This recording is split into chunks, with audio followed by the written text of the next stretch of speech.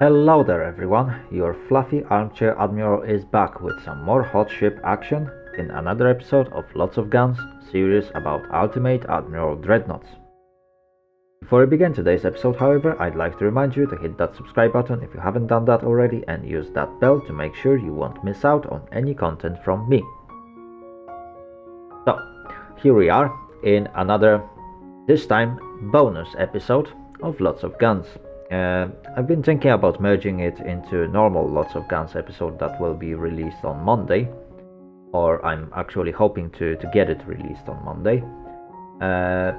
But the news are so fresh and things might change so fast that I decided that this will become rather a bonus episode. It's still quite late because messages that I'm going to read out happened to appear on last Friday, and today we got Monday, at least at the day when I'm recording that, because release will happen on probably Tuesday if I can make it to edit everything.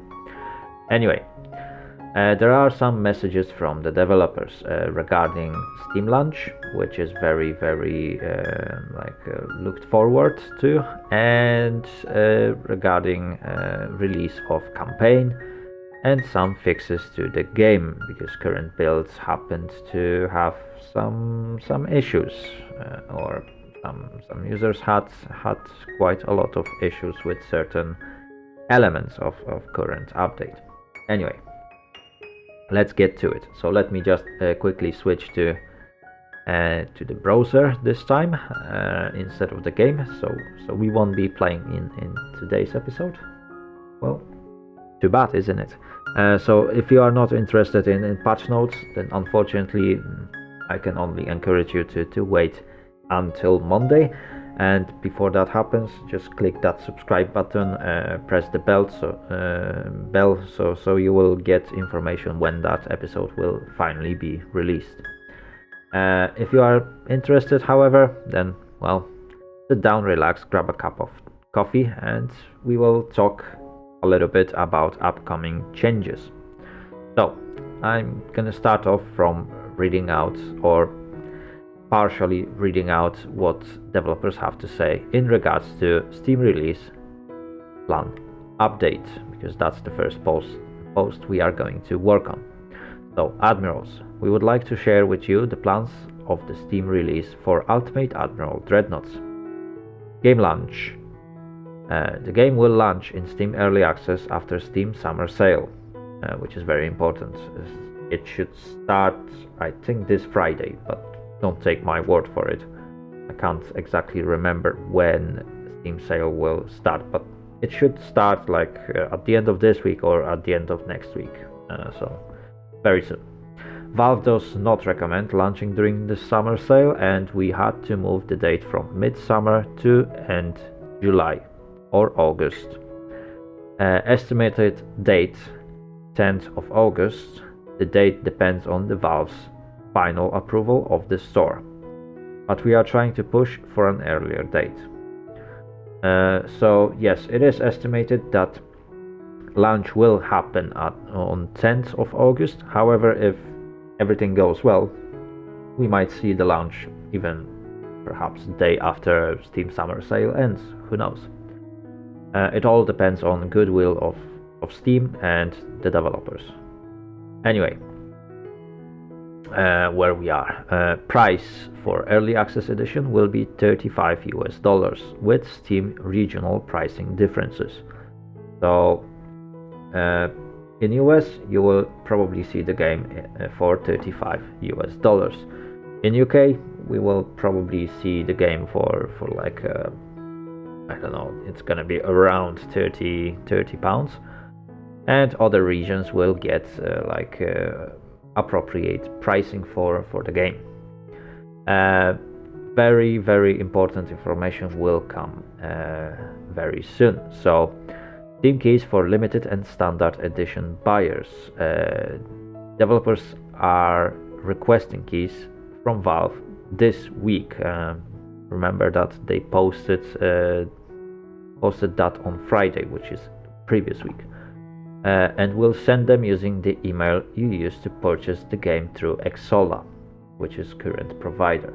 We will add an update to the forum, game launcher and Steam page when the keys will be sent out. By the time that I'm reading this for you, nothing showed up in my messages, so they still haven't started. But by the time the video will be released, things might change, because everything changes dynamically at this point. And the dates haven't been clearly stated, so it might be, or it might be upcoming change somewhere within this week. The keys we are sending will allow you to play the game once it launches on Steam on release date.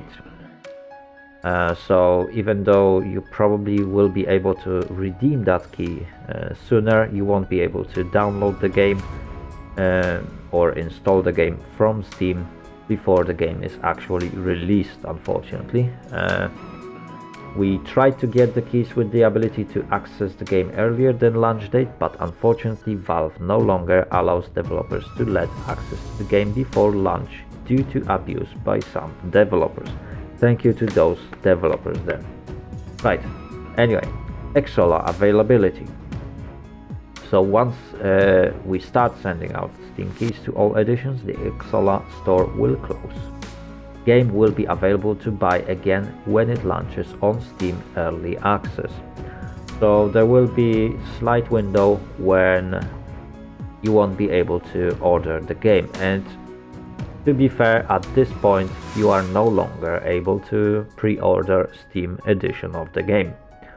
If you want to pre-order any edition of the game, there is only limited edition available at the moment, which costs $50. However, that will be taken down as soon as developers will take out Steam keys from Steam, because they will be probably trying to move all editions to that platform. Right, now let's talk about campaign, which is another section of this post. So we estimate that we need at least 5 to 6 months to create the first playable version of the campaign. This time might change. Despite the unexpected difficulties that the pandemic caused in the world, affecting the development of the project, we will follow through all the development goals. Timing could be affected by the world situation, but the development goals themselves will not change, which is very good statement. I really like it. We will update the community on the progress by posting the internal campaign patch notes at least once every month. That is very brave statement, I have to admit. Considering that they have, I think last time I heard 3, perhaps 4 people working on this project, it will be hard to divide someone to write down patch notes at least once a month. However, well, we'll see. They might eventually be able to do that. It depends on how often we will also start getting patches, because right now they were not that regular. Well, they were released pretty much once every month, but it wasn't in even intervals. So sometimes it was a month, sometimes it was 3 weeks, sometimes it was 6 weeks. Things might change. Things might definitely change. The only development focus after Steam Keys delivery will be the campaign. We will of course occasionally switch to critical bugs or minor features, but campaign is and will be the only main priority. Stages of campaign development. 2 nations first, which is the first step. Second step will be crew and officers progression. Third step, technology development and connection to crew and officer progression. Fourth step, event and battle systems. Fifth step, campaign AI. And finally, sixth step will be political systems, wars and alliances. Beta version of campaign, as mentioned above, will be available 5 to 6 months or more after Steam Early Access launch as a beta branch. Full version of the campaign will be available on full release of the game, not early access version. Custom battles and saves. We know saves in custom battles is one of the most requested features. Campaign save system, once implemented, will hopefully help to add saves to custom battles sooner. We will let you know more about this when we have more information. Again, thank you very much for the support, feedback and encouragement. The Game Labs team. So basically, quite clear statement from the developers. Steam Early Access will come soon as Steam can get things sorted, and as soon as Steam Summer Sale gets done, because obviously that gets in our way, or in developers' way rather, because I'm not part of development team. So that is a good information. Campaign will be another great focus, which eventually cuts all the rumors about campaign coming in Alpha 7 or Alpha 8 patch. Unfortunately, it's not going to happen. We will have to wait for a couple more months, but until then, I hope there will be much more interesting missions. The game will develop in some interesting ways. Right, we will follow on that with our videos, or I will follow on that with the videos, and I hope you guys will enjoy watching them. Right, let's go to another part of this video. So somewhere this week we should see another hotfix, so whoever has the game already can expect some changes to happen in upcoming small patch. So after our information about Steam release and campaign, please read. We would like to share with you what comes next as a hotfix update. So it is just a fix to things that went wrong in current patch. So there are some balance changes. Obviously, bear in mind that every preliminary patches or patch notes may change on the patch day. So this has not yet been released. It's just things that they've already changed. And the actual patch notes might be slightly different, longer, shorter, depending on what happens before things get rolled out. So, improved auto design and balanced ship weights, cost further for even better designs. Ship design tonnage step reduced from 100 to 50 tons. Provides more design flexibility, especially for smaller ships, plus makes auto design to be more effective.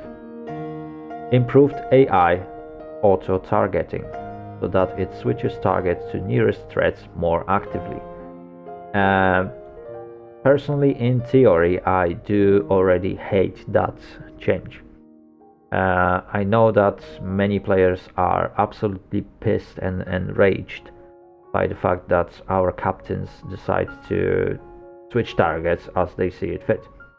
And it prevents us from using many of the ship's abilities, like for example keeping the stable target gives us accuracy bonuses, which we are losing when the ship decides to swap targets, because obviously new firing solution needs to be made.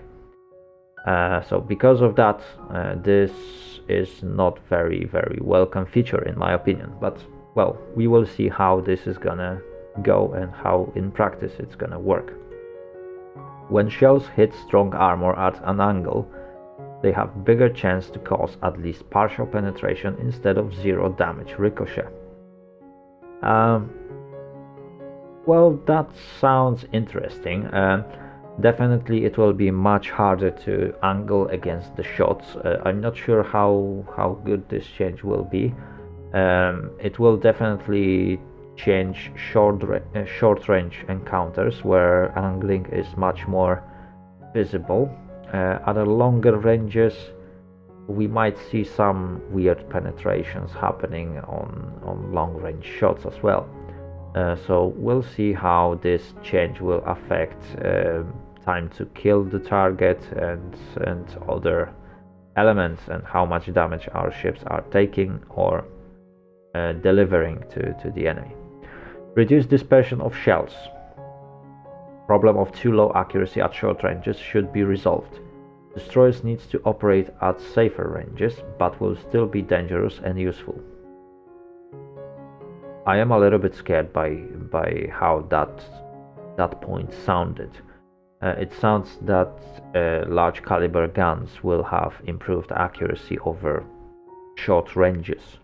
You'll have to just bear in mind that everything is a little bit compressed in the game, providing that ships can be quite large, and 1 kilometer seems to look like it's very short range in the game, while in reality trying to hit a target that's 1 kilometer away, even using 17-inch guns, is quite an achievement, especially on such unstable platform as a floating ship.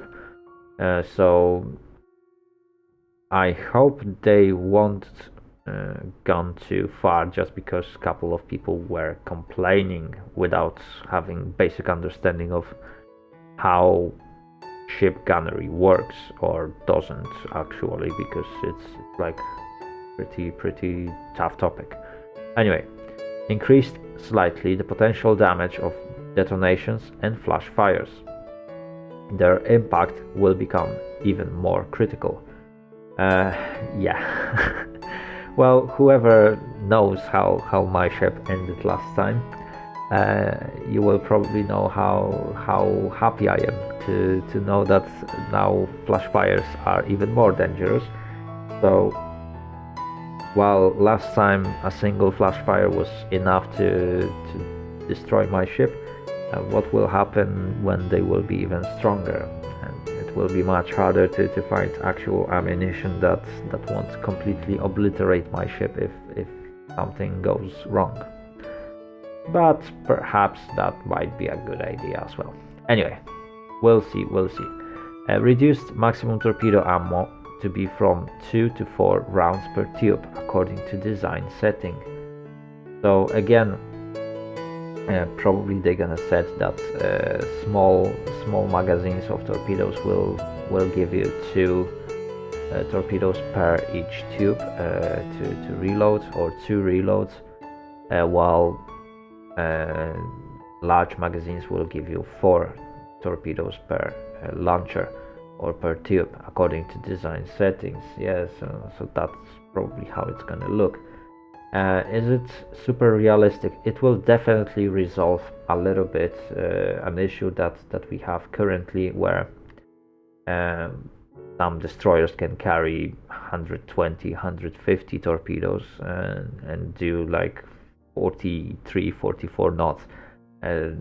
Those buggers are really fast, so it's heavy or hard to actually hit them and sink them, and they can pretty much keep shooting torpedoes at you for entire duration of even longer battles. So like you don't have any time to actually react, and if you do, you have to stay focused for a very long time, which is very exhausting, providing that average battle time in this game is around 2-3 hours.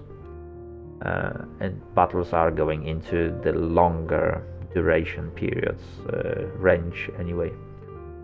So yeah, the game definitely requires a lot of attention, time and focus, and now it will require even more. Right, torpedo reload time increased by 25%, which is very good change, I guess.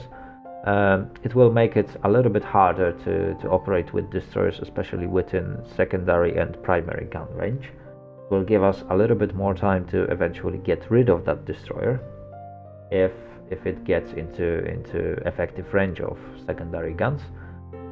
So definitely appreciated change, and it will give players a time to catch a breath or eventually respond to destroyer threat. Engine repairs became somewhat faster according to type of engine. And there is a side note: fully flooded or damaged engine sections are not repairable, which is very important information. So if the section with the engine is completely busted, AI won't repair their engine magically and like start to roll out full speed again. If that section is completely destroyed, which means it's red, or if that section is completely flooded. Right, improved the hull form statistic of the modern Russian destroyers to aid them achieving higher speeds. I do not like that change.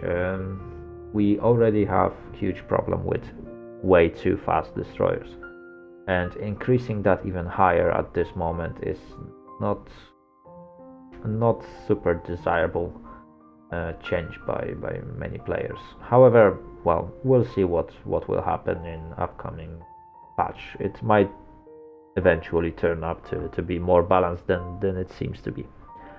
The destroyer leader hull shape has improved. Okay, fair enough. Increased detection bonus for sonar, so that it can trace electric torpedoes or other stealthy types more effectively. Cost of sonar has been increased. Okay, sounds like interesting change. We'll see how much it's gonna impact our gameplay. When it comes to missions, some missions also have seen some changes. From all the changes that I can see and missions that are named, there is only one mission that rings the bell to me, but I will read them all for you. So there is increased time and reduced AI text for mission battleships versus torpedo boats. There's added to destroyer escorts and increased distance of AI reinforcements in mission the US super battleship. Very, very good change. If you remember my previous episode, you probably know that I attempted to actually finish this mission and I utterly failed.